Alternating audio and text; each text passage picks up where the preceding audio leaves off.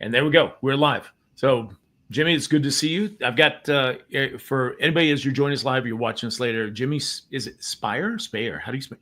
Speyer. You just call me Speyer. Jimmy, though. You get that part right pretty easily. Okay, cool. Jimmy Speyer is from Nashville, Tennessee, and he's the CEO and I guess founder of GlassHouse, which is an outbound sales platform for home services and for trades. And there's probably a whole lot more to the story, but I love your tagline under your name is it shows up as digital door knocker. I'm like, oh, hell yeah. That opens up a long ways for us to go with conversation. So thanks for being with us tonight. Thanks, Ed. It's excited to be here. I have to give credit to my wife. She came up with that slogan. So she gets all the credit for digital door knocking. Cool. I feel like that needs to be trademarked if it's not already. We got the hashtag going already. So. Okay, good. Very good. All right. So are you from the Nashville area? I've lived here for 3 years. I'm from Austin, actually, originally. And then we moved here 3 years ago looking for all 4 seasons and found them. So. Okay. So all 4 seasons there means spring, allergy, summer.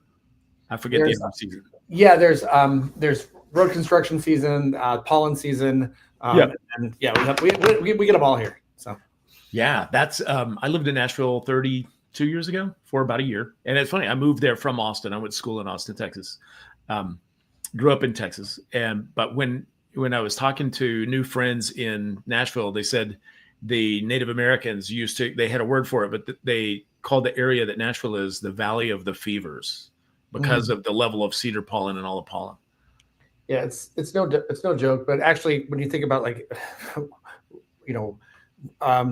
exterior wash and things like that, like there's a month in spring actually. So I actually own a home service business as well. We'll talk about, but you don't actually want to get your house exterior washed, your windows or anything until about first week of April, because you have to wait for it to end and then whoosh, here it comes. So okay.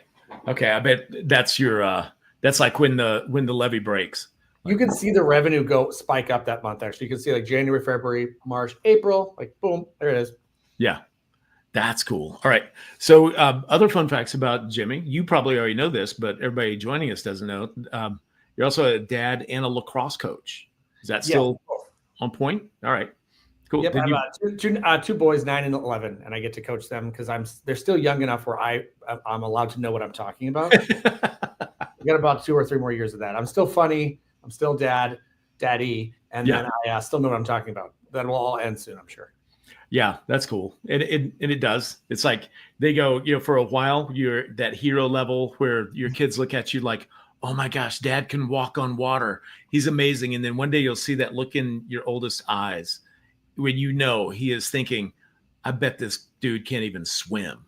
And you're like, but it comes back around. Yeah, at 11, I'm still bigger, faster, stronger, but my days are numbered, I can tell. Yeah. Wow, no, that's cool. But what a joy and what a privilege to be a dad. So it's the best job I've ever had. Actually, I didn't think I'd like it as much as it did. It was one of those like pleasant surprises in life. I really like it. That's cool. Well, congrats. It's fantastic. And that's the badge of honor right above digital door knocker is super dad. Super dad. It's my favorite job. So of many that I have. That's cool. Well, I got to say hello to Barry hopping in with us live. And anybody, if you're jumping in live, make sure and say hello in the comments so that we know you're here and we can pick on you, because who are we going to pick on if we don't know your name? So Barry, good to see you. I can't wait to see you in 2 weeks in Nashville. Yeah. What's up, Barry? Yeah. And I'm with you. Let's get the party started. So let's get it started like this. So your background before you started GlassHouse was in SaaS software sales and running teams. There are a couple of questions that are buried in here that I want to get to. One, I want to let people know when you were running those teams, you guys were growing. You were like 100% year over year. Like you're growing teams and sales fast. Usually, yes. I was part of 3 software companies, revenue teams where I led the revenue team. And we would generally be growing 100, sometimes 200% a year. It would depend across those 3 companies. But I have had a couple of 200% years, half a dozen, 100% plus years. Nothing ever below 80. Okay. So, I mean, for a small business owner, that sounds like you're like, hell yeah, I want to grow 100%, 200% a year, but it also has a level of insanity. This question was for later, but I'm gonna bring it right to the front. what was the foundation or the core of the culture you guys had as a team that allowed you to grow that fast without disintegrating? You have to have so my background is in sales, and it's in software sales. It's not, I don't come from a home service, like 20 years of home service experience, but I bought a home service business in this journey of building in this space, but lots of sales experience. And I would say the thing that probably made me the most successful was luckily learning early that if you build a coaching culture, then you're going to be more successful. And you have to be like really, really high standards around that. There's all these sayings like A players hire B players hire C players. Like you have to set this standard, and then you have to build a coaching culture that is constantly keeping people up to the standard you set, whatever you do. It doesn't matter what you're doing in business, but in building those companies, it was how can you ingest a lot of people, because people help you build the business. That's how you scale. And then how do you get them up to your level, or how do you train them up to your process very quickly and very like effectively so that you can put a lot of people in the machine. Yeah.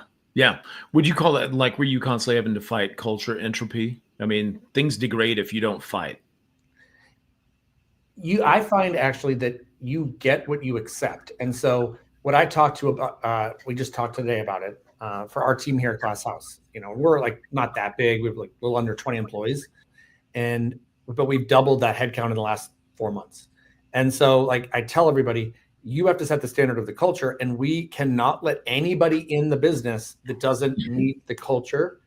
It's our job to make sure that they basically come to accept and add to the culture, not come here and try and change it, right? So you have to actually be really, really strict on the front door about saying, here's who we are, here's what we believe.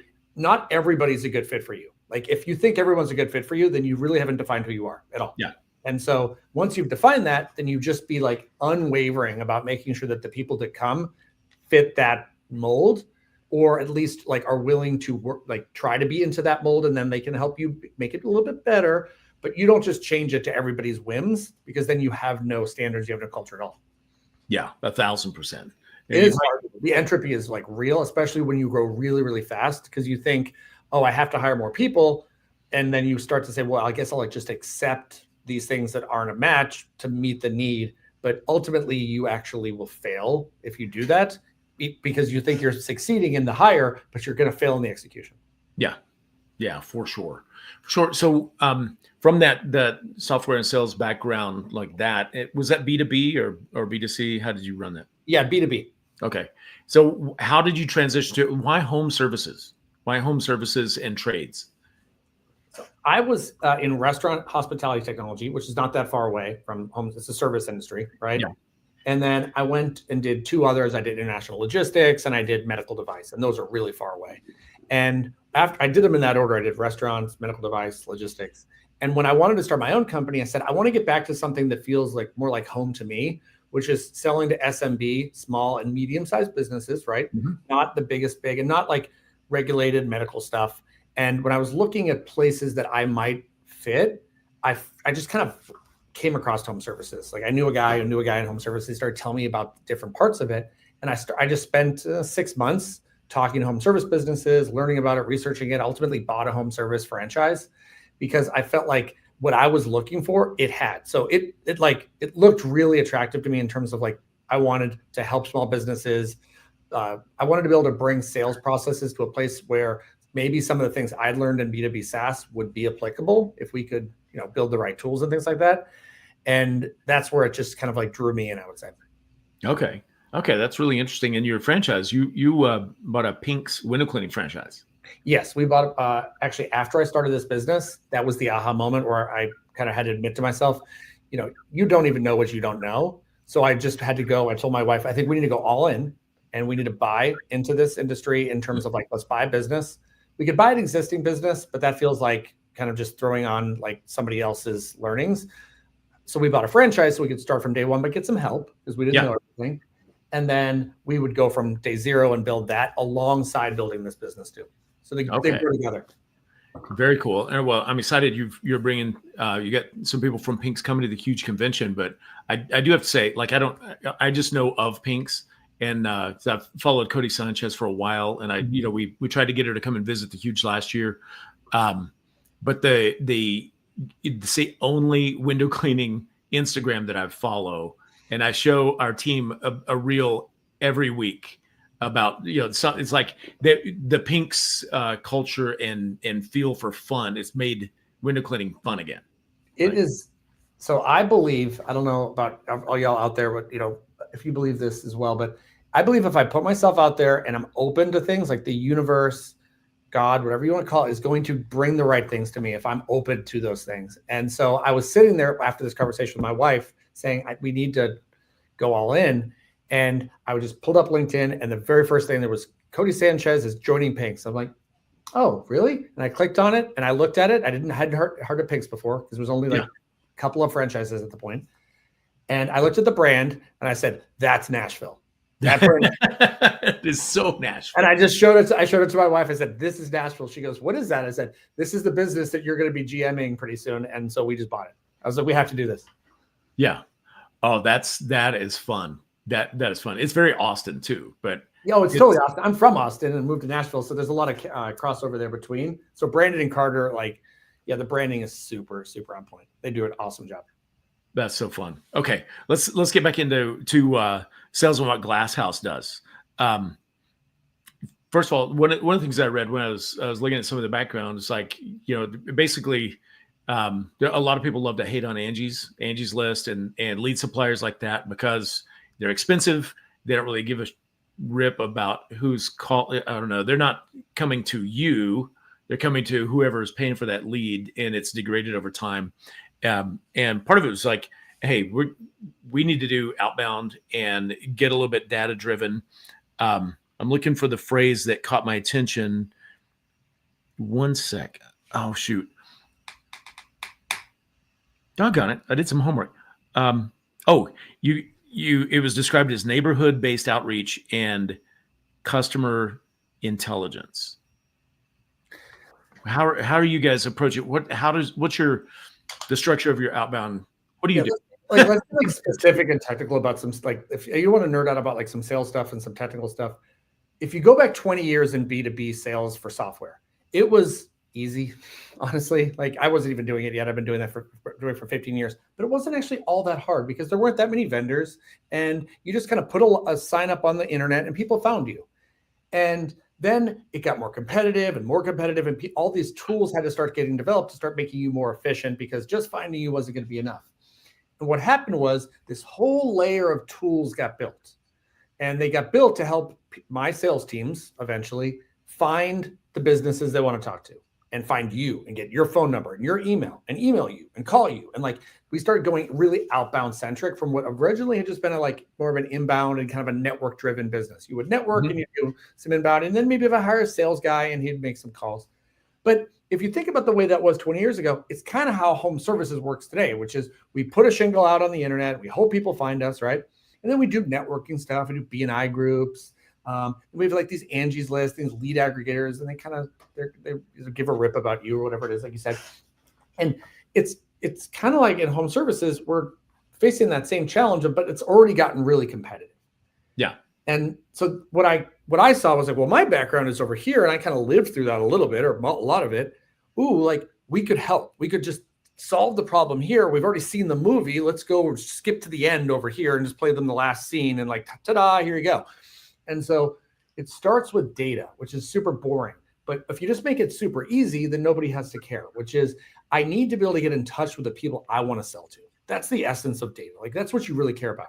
Customer intelligence. I want to know the age of your house, the size of your house. When did you move in? Tell me if it goes for sale. I need your phone numbers. I need your emails. I want the social media links. I need stuff so that I could do stuff with it.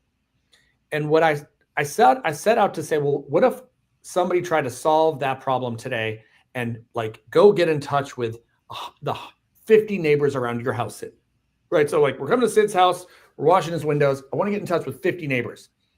I said, how would I do that today? Because I could do that in B2B, in essence, I could get in touch with specific businesses. Well, I want to get in touch with specific people. Yeah. And what I found is almost damn near impossible. You'd have to go buy a huge data set from Data Axle or some big data broker, and they're going to sell you a whole city in a spreadsheet. Then you got to run it through a bunch of compliance stuff. Then you got to run it through a bunch of email validation. Then you have to do all this crap. And then you have to go figure out, how am I going to email those people? Well, I can't do it on my email account because Google will turn me off. Well, I want to text those people. Well, I can't, like, I got to spin up Twilio something. Does my FSM do this? Hell no. I was like, oh, what if it was just that in a box? Like, we could just solve that problem, like, in a box. And that was the idea of taking data and making it less boring by saying, it sitting in a box of data is fine. What the hell could I do with it? Yeah. Yeah. So you unpacked a bunch of hurdles to jump over, is particularly with compliance and, the spam laws and texting and things like that. And so, I mean, what's the short version of how do you manage to stay compliant if you're reaching out to the neighbors around my house? It starts by basically ringing around reading all the rules, getting legal to go through it, finding all the predicates, making sure you conform to the regulations, TCPA, DNC regulations, state level, federal level. It's actually a fairly complex set of things that have to go into it, but computers are really good at that stuff. Computers are good at taking a bunch of rules and then just you program them and they follow them. So then what you do is you don't even give the end users stuff they shouldn't have, right? Like, if I can't have Jimmy's phone number because he's on the national DNC, then you never get it. And so we protect our customers from accidentally falling into holes along the way or stepping on landmines, if you will. Yeah. And that's, to me, really, really important when you think about stitching together. I priced all those different pieces. If I had to just go buy it all, it was like 50 or 60 grand to do all that. Wow. Yeah. Every year. I was like, ooh, is a average home service business going to invest $50,000 or $60,000 and, I don't know, a year in building something like this? Yeah, probably not. I wouldn't. Yeah, the short answer is no. And then the compliance risk and being able to understand, am I doing it right? Did somebody spend 500 hours reading all the compliance and getting it all right? Well, someone did, and they could share that with everybody else. Okay, so I'm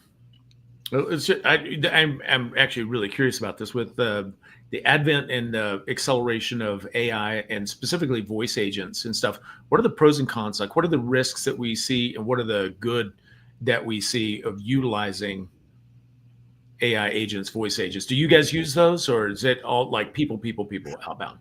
So from an outbound perspective, regulations are pretty clear about not using a voice agent for cold outbound. For inbound resolution and for response and for follow-up, that's a different animal. But if you are just calling the neighbor next door to your job, a human being needs to be doing that. And so that's why you see people still using virtual assistants and things like that. Yeah. We actually lean into, when we say digital door knocking, email and text for outbound. And then you look at voice as follow-up when they respond. Voice is kind of an over-the-top thing, because when you think about a neighborhood, if you can't use an automated tool like voice or AI or whatever, then somebody has to do it. And if you think about even a small neighborhood of 200 houses, just trying to call everybody is really time consuming. Yeah. And so what we think about is taking that funnel down digitally by saying, let's email and text into those areas so that only the people who are responding positively and or clicking on things and showing interest, we just call those people.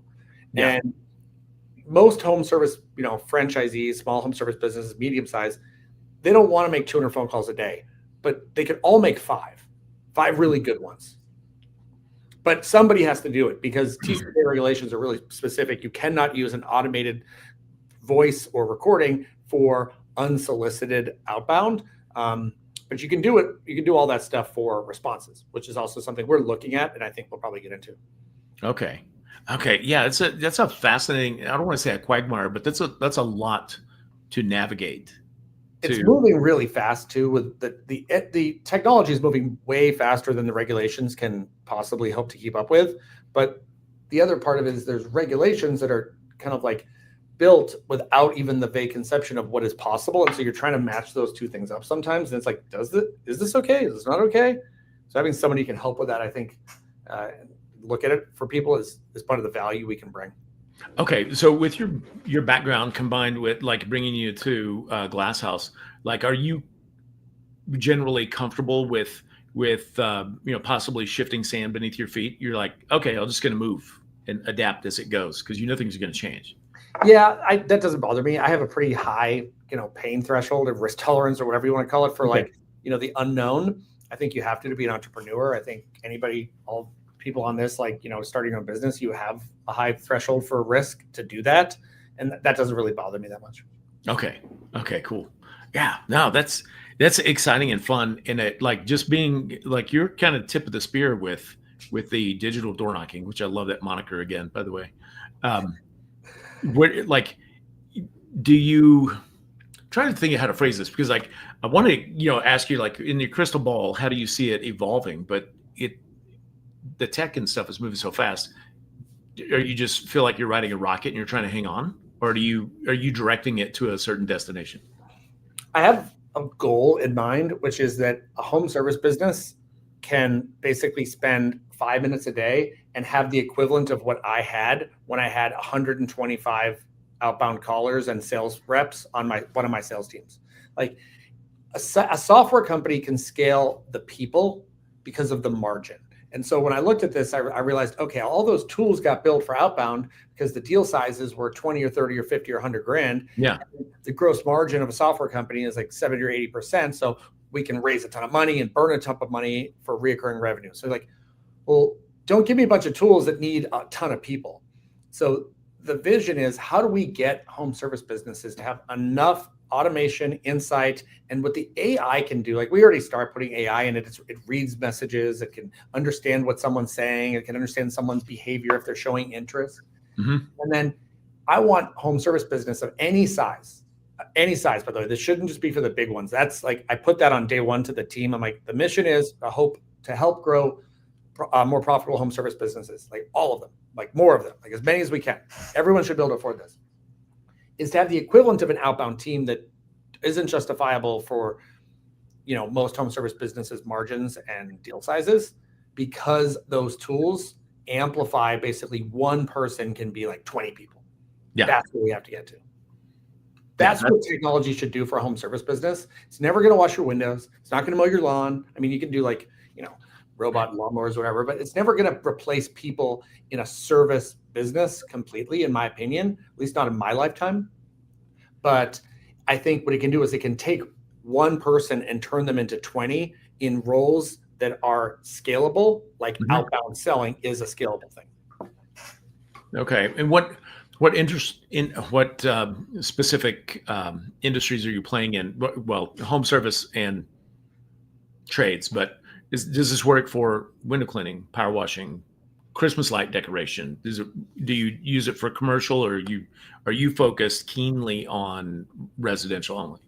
We focus on residential. We had to pick one half of the market, and we felt like that was the less tapped area. There was some people doing some stuff on the other side. I get pulled there a lot, so there's like always this allure of going and doing more commercial. We're thinking about it, and we've tested some things, but right now we really focus on residential.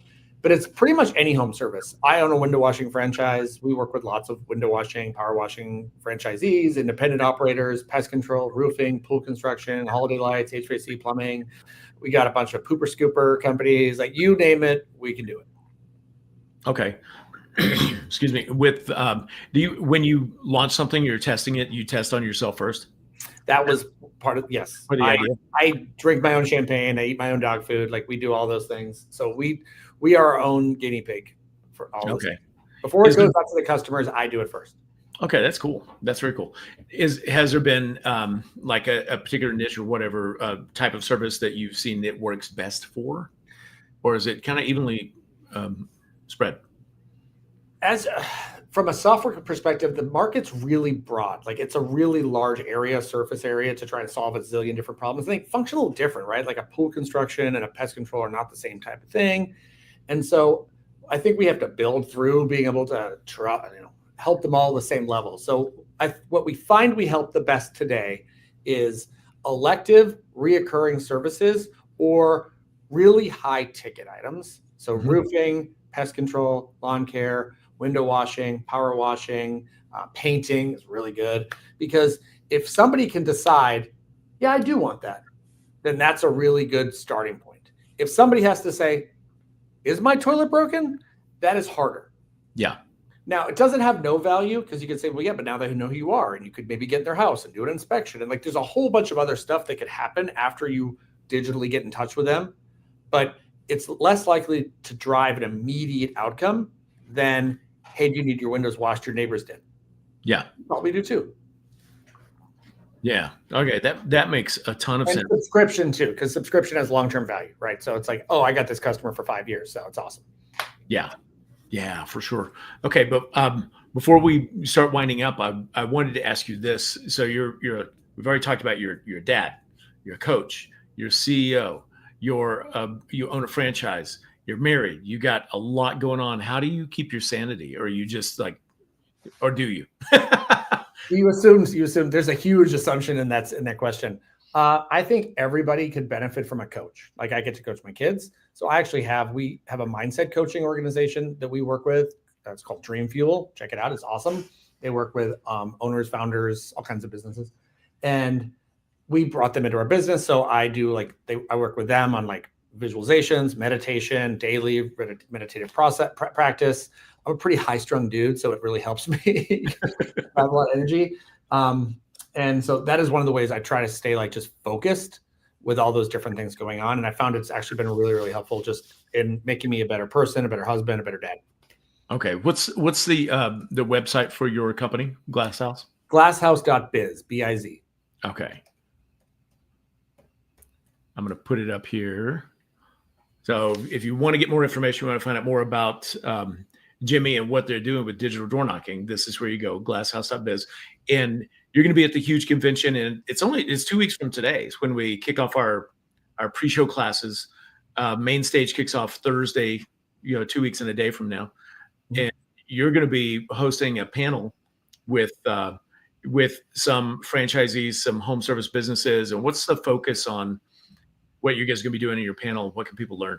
We'll be talking about their experience in outbound sales, any tools they're using, kind of experiences. How are they thinking about driving, outbound into their business as a meaningful percentage, not just with GlassHouse, but like anything else they're doing in general. What's worked, what doesn't work for them.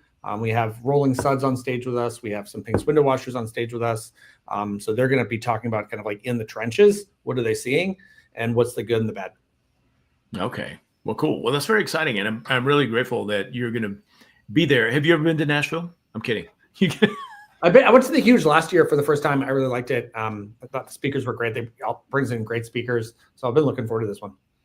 Very cool. This is our fourth year at the Opryland. It's the last year we're going to be in Nashville for a while. But I joke, it's not really a joke. It took me 3 years to figure out how to navigate that place. It's so big and so beautiful, but it's not laid out in straight lines, man. It just takes a while.